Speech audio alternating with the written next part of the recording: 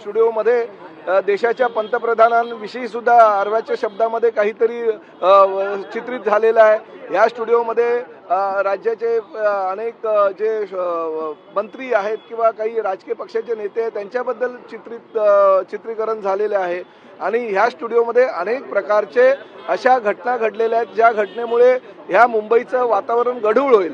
त्यामुळे तो अनधिकृत स्टुडिओवर तात्काळ कारवाई करावी अशी सूचना मी मुंबई महानगरपालिकेचे आयुक्त भूषण गगरानी यांना केलेले आहे।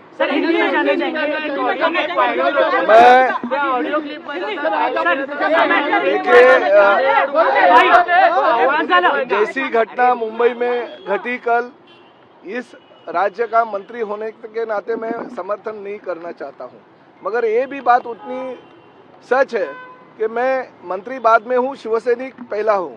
और हमारे जो शिवसैनिकों ने किया वो इसलिए किया क्योंकि हमारे पार्टी के प्रमुख और राज्य के लोकप्रिय मुख्यमंत्री रह चुके और अभी के उप मुख्यमंत्री आदरणीय एकनाथ जी शिंदे साहब के बारे में अगर गलत सलत कुछ भी कोई गाने के जरिए या अपने जो जबान उनको दी है। तर बातमी समोर येते कुणाल कामरा विषयी। स्टँड अप कॉमेडियन कुणाल कामरा उपमुख्यमंत्री एकनाथ शिंदे यांचं नाव न घेता त्यानं गाणं गायलंय त्यांच्यावर आणि त्याने शिंदेंची खिल्ली सुद्धा या गाण्यातून उडवलेली आहे। त्यामुळे शिंदे सेना आता चांगलीच आक्रमक झाली आहे।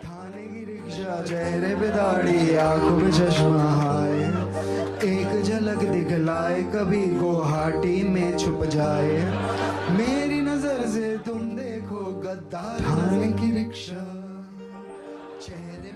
तर कुणाल कामऱ्याने एकनाथ शिंदे यांच्यावर गाणं गायलं आणि त्यामुळे आता राजकीय वातावरण तापलेलं दिसतंय। शिंदे सेना आक्रमक झाली आणि कुणाल कामराच्या खार इथल्या सेटची संतापलेल्या शिवसैनिकांनी तोडफोड केली।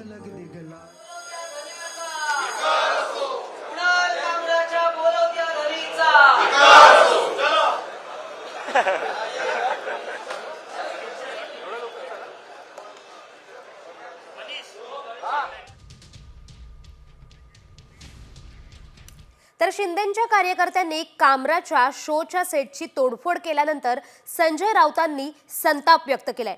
राज्याला एक कमजोर मुख्यमंत्री लाभला आहे, फडणवीसांनी गृह खातं सोडावं असा घणाघातही राऊतांनी केलाय।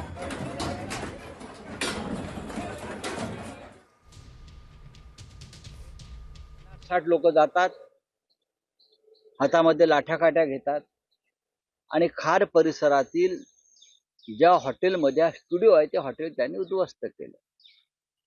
या महाराष्ट्राला एक कमजोर गृहमंत्री लाभल्याचं हे लक्षण आहे। माझं देवेंद्र फडणवीस यांना आव्हान आहे की त्यांनी गृह खातं सोडावं। त्यांना झेपत नाही, गृह खात्याचा कारभार त्यांना झेपत नाही किंवा त्यांना काम करू दिलं जात नाही। तर दरम्यान संविधानाच्या चौकटीत राहून प्रत्येकानं बोलावं असं उपमुख्यमंत्री अजित पवार म्हणालेत। तर कायदा हातात घेणाऱ्यांवर कारवाई करणार असं गृहराज्यमंत्री योगेश कदम यांनी म्हटलंय। कुणाल कामराचं लोकेशन ट्रेस करत असल्याचंही त्यांनी सांगितलंय। नियम त्याच्या बाहेर कुणीच त्या ठिकाणी जाऊ नये। तुम्हाला प्रत्येकाला, तुम्हाला, मला, सगळ्या आजूबाजूच्या जनतेला जेवढा अधिकार दिलेला आहे संविधानाने, त्या अधिकाराचा वापर करून वैचारिक वेगवेगळ्या प्रकारच्या वक्तव्य प्रत्येकाची असू शकतात, विचारधारा वेगवेगळी असू शकते, मतमतांतर असू शकतं, पण ते मांडताना आणि चर्चा त्याची होताना त्याच्यातनं नवीन प्रश्न निर्माण होऊन आमच्या पोलीस खात्याला पण वेगळं काही काम, कायदा सुव्यवस्था राखण्याचं निर्माण होणार नाही याची पण काळजी, खबरदारी हे प्रत्येक जबाबदार नागरिकांनी घेतली पाहिजे असं माझं मत आहे। कुणाल कामराचं सध्या लोकेशन ट्रेस करायचं देखील काम चालू आहे। सध्या तो कुठे आहे ह्याचा अजून आपल्याला माहिती नाही, परंतु त्याचं लोकेशन तपासण्याचं काम सुद्धा चालू आहे। कायदा सुव्यवस्थेचा प्रश्न बद्दल उबाटाच्या कार्यकर्त्यांनी किंवा त्यांच्या नेत्यांनी आम्हाला सांगू नये। बोलण्याचा अधिकार, फ्रीडम ऑफ स्पीच सगळ्यांना आहे, पण त्या फ्रीडम ऑफ स्पीचचा तुम्ही असा दुरुपयोग करून घेऊन एखाद्या संविधानात्मक पोस्टवरती बसलेल्या व्यक्तीवरला तुम्ही असं अपमानित तुम्ही करू शकत नाही आणि म्हणून मला वाटतं योग्यरित्या त्याच्यावरती कायदेशीर कारवाई केली जाईल। तर स्टुडिओची तोडफोड केल्यानंतर कुणाल कामरानं शिंदे सेनेला प्रत्युत्तर दिले। कुणाल कामरानं लाल रंगाचं संविधान हातात घेतलेला एक फोटो पोस्ट केलाय। फोटोसोबत हा एकच मार्ग असं लिहिलंय। कुणाल कामरा विरोधात अंधेरीत गुन्हा सुद्धा दाखल करण्यात आलाय, तर त्याच्या स्टुडिओची तोडफोडही करण्यात आली आहे।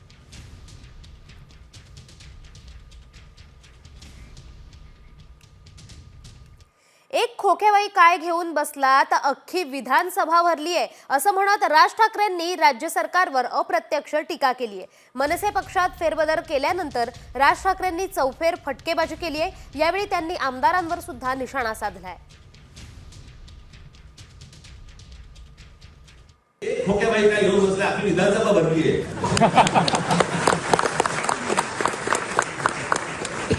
खोकेबाई करले आतमध्ये. कॉमस्कोर नुसार आता isakal.com आहे देशातील नंबर 1 ची मराठी न्यूज वेबसाईट. प्रत्येक अपडेटसाठी isakal.com.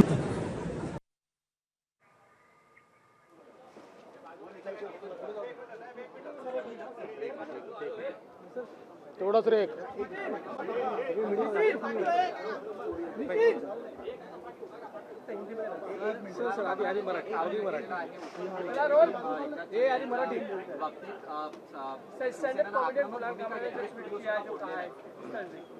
असं आहे की स्टँडअप कॉमेडी करण्याचा कोणालाही अधिकार आहे, पण स्वातंत्र्याचा स्वैराचार करण्याचा अधिकार कोणालाही नाही आहे.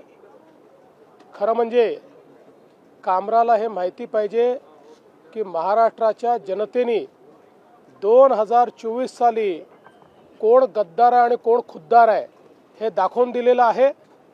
कोणाकडे स्वर्गीय हिंदू हृदय सम्राट शिवसेना प्रमुख बाळासाहेब ठाकरे यांची विरासत गेली हे जनतेने ठरवलेलं आहे. त्यामुळे अशा प्रकारे खालच्या दर्जाची कॉमेडी करून आणि राज्यातल्या माजी मुख्यमंत्री, आताचे उपमुख्यमंत्री, राज्यातले वरिष्ठ नेते ज्यांच्याबद्दल राज्यातल्या जनतेमध्ये आदर आहे त्यांच्याबद्दल अशा प्रकारचा अनादर करण्याचा कोणालाही अधिकार नाही. हे अत्यंत चुकीचं आहे. तुम्ही जरूर कॉमेडी करा, तुम्ही व्यंग करा, पण जर अपमानित करण्याचं काम जर कोणी करेल तर हे सहन केलं जाणार नाही. हे अतिशय चुकीचं आहे. कामरांनी माफी मागितली पाहिजे आणि ते जे संविधानाचं पुस्तक दाखवत आहेत त्यांनी जर संविधान वाचलं असेल किंवा संविधानाची त्यांना जर माहिती असेल तर संविधानानेच सांगितलेलं आहे की स्वातंत्र्याचा स्वैराचार करता येणार नाही, दुसऱ्याच्या स्वातंत्र्यावर तुम्हाला अतिक्रमण करता येणार नाही. आणि म्हणून आमची मागणी आहे की त्यांनी या ठिकाणी माफी मागितली पाहिजे. ये जो जिस प्रकार से स्टैंड अप कॉमेडियन कामरा इन्होंने एक गीत के माध्यम से महाराष्ट्र के पूर्व मुख्यमंत्री और विद्यमान उपमुख्यमंत्री श्री एकनाथ शिंदे जी को अपमानित करने का प्रयास किया है, ये गलत है. हम इसकी निंदा करते हैं. ऐसी चीज़ों को सहन नहीं किया जा सकता. कामरा को मालूम होना चाहिए कि 2024 के चुनाव में जनता ने निर्णय कर दिया है कौन गद्दार है कौन खुद्दार है. और स्वर्गीय शिवसेना प्रमुख हिंदू हृदय सम्राट बाळासाहेब ठाकरे जी की विरासत ये शिंदे जी के पास है, इस पर जनता की मोहर लगी है. तो कोई स्टैंड अप कॉमेडियन खड़ा रहकर इस प्रकार से उनको गद्दार नहीं कह सकता. जनता ने दिखा दिया, जिन्होंने गद्दारी की, जिन्होंने बाला साहब ठाकरे के विचारों से गद्दारी की, उनको घर भेजने का काम ये जनता ने किया हुआ है. और मैं ये मानता हूँ कि कॉमेडी करने का भी अपना अधिकार है, व्यंग कसने का भी अधिकार है. हमारे ऊपर भी चाहे जितना व्यंग कसिए, इसमें कोई किसी को दर्द नहीं है. लेकिन अगर जानबूझकर अपमानित करने का और इस प्रकार से इतने बड़े नेताओं को बदनाम करने का काम अगर कोई करेगा तो मुझे ऐसा लगता है कि उसको सहन नहीं किया जाएगा. उस पर जो भी कानूनन कार्रवाई है वो कार्रवाई की जाएगी.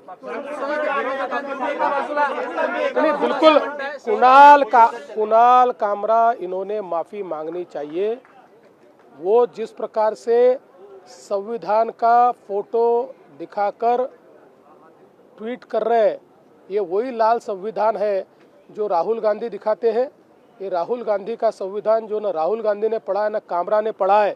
ऐसे संविधान का फोटो निकालकर आपकी गलती को आप लेजिटिमेट नहीं कर सकते, क्योंकि इसी संविधान ने ये कहा है कि हर एक की स्वतंत्रता ये अक्षुण्ण है, लेकिन उस पर मर्यादा भी है। जब वो दूसरे की स्वतंत्रता पर आक्रमण करती है तो ऐसी स्वतंत्रता पर मर्यादाएं भी आती है। दूसरे की स्वतंत्रता पर, दूसरे के विचारों पर आप आक्रमण नहीं कर सकते। इसलिए राहुल गांधी का संविधान दिखाकर आप अपने कुकर्मों से नहीं बच सकते।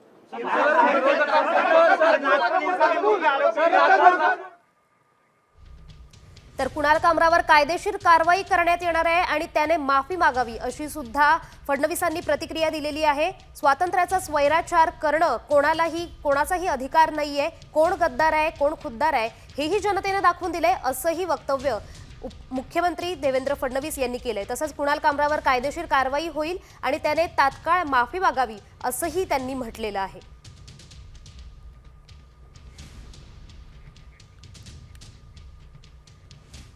तर आता बातमी समोर येते नागपुरातून। नागपुरात दंगल प्रकरणातील आरोपी फहीम खानच्या अनधिकृत घरावर महापालिकेचा हातोडा पडलाय।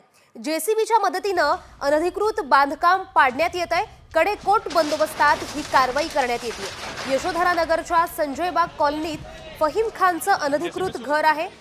फहीम खानवर दंगल प्रकरणी देशद्रोहाचा गुन्हा दाखल करण्यात आला।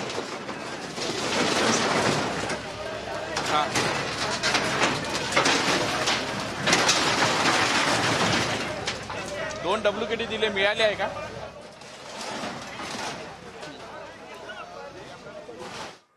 या सर्व राजकीय सविस्तर बातम्या पाहिल्यानंतर आता वळूया न्यूज.20 कडे। राजकीय बातम्यांचा वेगवान आढावा।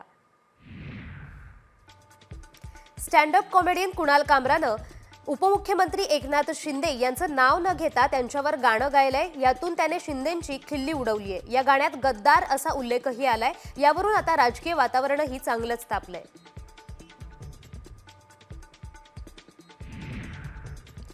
ठाकरे शिवसेनेचे खासदार संजय राऊत यांनी कामराचं शिंदेंवरचं गाणं ट्विट केलंय। कुणाल की कमाल, जय महाराष्ट्र असं संजय राऊतांनी आपल्या ट्विटमध्ये म्हटलंय। एक झलक दिखलाए कभी गुवाहाटी। कुणाल कामराची आज धुलाई करणार असं ट्विट शिंदेसेनेचे नेते संजय निरुपम यांनी केले। सकाळी कुणाल कामराविरोधात शिवसेना शिंदे गट आंदोलन करणार आहे असंही त्यांनी म्हटलंय।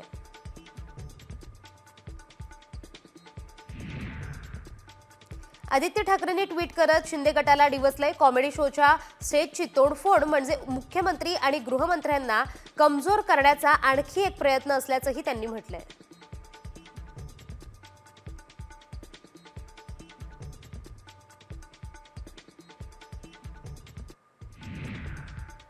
सतीश भोसले उर्फ खोक्याला आज शिरूर कोर्टात हजर केलं जाणार आहे। तरुणाला केलेल्या अमानुष मारहाण प्रकरणी त्याची पोलीस कोठडी आज संपतीये। खोक्याला 2 दिवसांची पोलीस कोठडी सुनावली होती।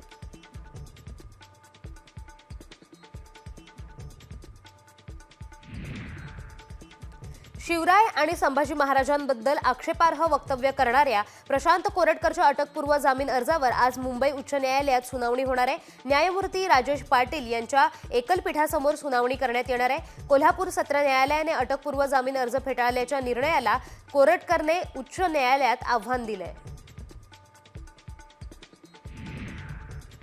आष्टी विधानसभा मतदारसंघाचे आमदार सुरेश धसांची बदनामी करणाऱ्या भाऊसाहेब लटपटे यांच्या विरुद्ध कायदेशीर कारवाई करावी अशी मागणी वंजारी समाज बांधवांनी केली आहे। लटपटेंच्या वक्तव्यातून जातीय तेढ निर्माण होण्याची शक्यता आहे असं म्हणत कारवाईसाठी निवेदन देण्यात आलंय।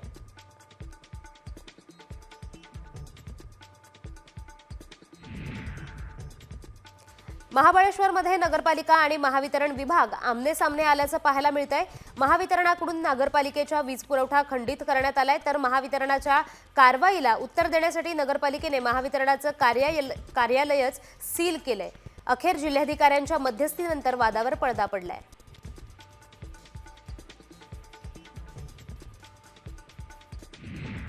नाशिक शहरातील 1181 धोकादायक वाडे आणि इमारतींना महापालिकेने नोटीस बजावली आहे। नागरिकांनी स्वतःहून धोकादायक वास्तू मोकळ्या न केल्यास पोलिसी बळाचा वापर करण्याचा इशारा देण्यात आलाय। पावसाळ्यात धोकादायक वाडे इमारती कोसळून वित्त आणि जीवितहानी होण्याचा धोका असल्यानं पालिकेनं या नोटीस बजावल्या आहेत।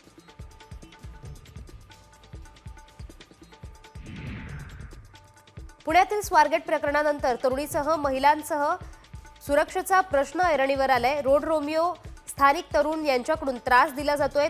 यासाठी पोलिसांनी रोड रोमियोंसह स्थानिक तरुणांना धडा शिकवावा अशी मागणी केली आहे.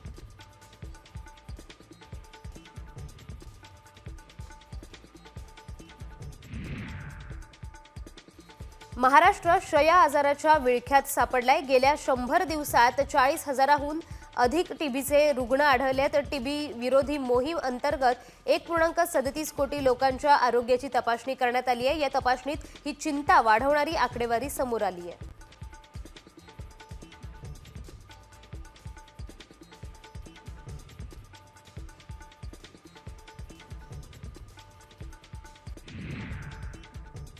सोलापूरहून नागपूरला जाणाऱ्या खासगी ट्रॅव्हल्सला पहाटे दरम्यान भीषण अपघात घडलाय. हा अपघात यवतमाळच्या हिवरी गावाजवळ घडलाय. या अपघातात 25 प्रवासी जखमी झाले तर जखमींना रुग्णालयात उपचारासाठी दाखल करण्यात आले तर काही प्रवाशांची प्रकृती गंभीर असल्याची माहिती समोर येते.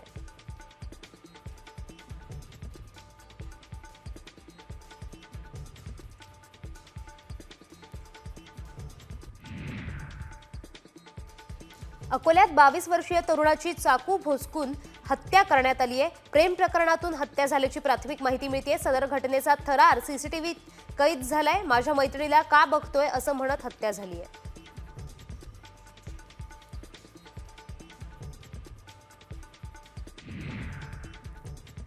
साताऱ्यातील कोरेगावच्या 2 तरुणांनी थायलंडमध्ये 24 वर्षीय जर्मन महिलेवर बलात्कार केलाय. संबंधित पीडित महिलेने पोलिसात तक्रार दाखल केली असता सीसीटीव्ही आणि काही साक्षीदारांच्या आधारावर दोन्ही संशयित आरोपींना अटक करण्यात आली आहे. सध्या दोघांची रवानगी थायलंडच्या तुरुंगात करण्यात आली आहे.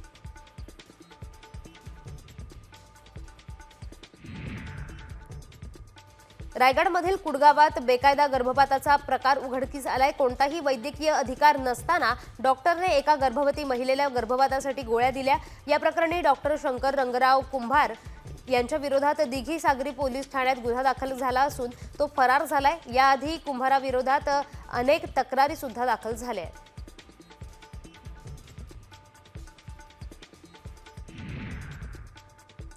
धाराशिवच्या परंडात महसूल विभागाच्या पथकानं अवैध वाळू साठ्याचा पंचनामा करून 32 ब्रास वाळू जप्त केली आहे. हिंगणगाव शिवारातील नदीपात्रातून मागील अनेक महिन्यांपासून अवैध वाळू तस्करी होत होती. हिंगणगावातून बार्शीकडे घोरटी वाहतूक करण्यात येत असल्याची माहिती मिळताच महसूल पथकानं ही कारवाई केली.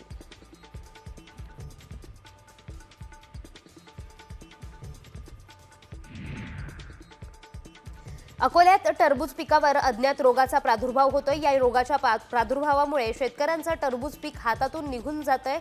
काही शेतात टरबूज चक्क पपईसारखे दिसू लागलेत. हे टरबूज पीक पिवळं पडल्यानं शेतकऱ्यांचं आतोनात नुकसान झालंय.